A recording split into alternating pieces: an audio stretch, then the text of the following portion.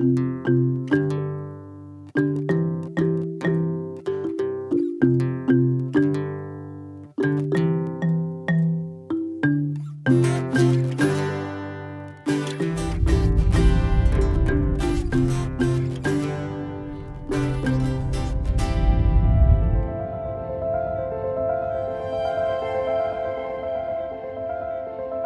is Sandra Prinsloo en ek is 'n aktrise, ek is 'n regisseur en ek is vervaardiger.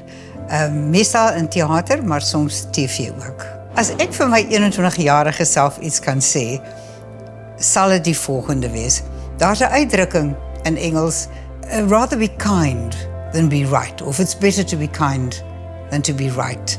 En ek dink dit is baie waar, want ek dink vir alles mens jonk is, en in ons beroep, ons is dikwels baie vurig, ons is baie hals oor kop, ons is baie knee-jerk reactive, en soms is dit beter om net daai stappie terug te vat, and do the kind thing. Jy hoef nie altyd reg te wees nie, en veral as dit kom by vriende en vriendskappe, maar ook as dit kom in die repetitielokaal, maar jy sal dikwels hoor dat mense vir jou dinge vertel en dan wil jy vir hulle sê, maar kyk, die waarheid wat jy nou eintlik vir my vertel is, jy is nou eintlik besig om te kla met 'n wit brood onder die arm of wat ook al.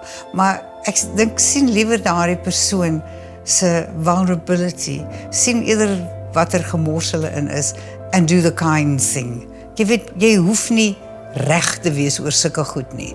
Ek dink dit is belangrik om die sagte handskoen te gebruik as die vuis, omdat dit gaan nie altyd oor jou nie. Mens moet die ego uit die pad uit kry.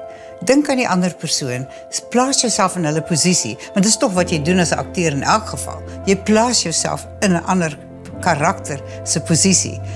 So probeer dit ervaar voordat jy sommer vinnig met 'n antwoord kom of 'n slimmigheid kom of 'n jy weet of effens 'n bietjie harde advies. Kyk, soms is dit nodig, is dit nodig om bietjie tough love toe te pas.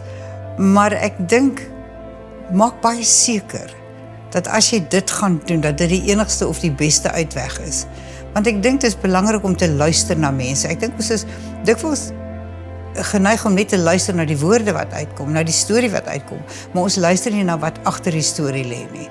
En dit is baie belangrik om daar te gaan, en daar die emosionele en psigiese plek in te gaan, om te verstaan, waardeur gaan hierdie persoon, en hoe is die beste manier vir my om te reageer? Omarm ek hulle?